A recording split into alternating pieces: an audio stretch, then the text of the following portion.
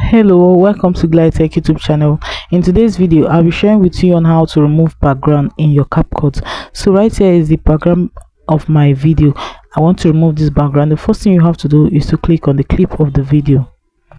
Next thing you have to do is to scroll gently, look for remove BG, click on it, click on auto remover.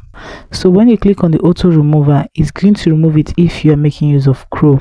But if it is a photo, let's say I want to remove a photo, the background of a photo, it's the same way. You just have to search for the particular photo of your choice,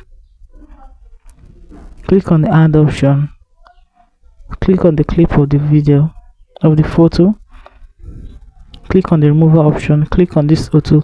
You say just click on it, you're going to click on restore and it will automatically remove the background of the photo as far as you're making use of Pro.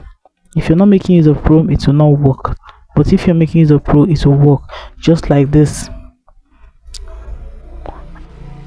It worked on this for me. As you can see, I was able to change it from this to this.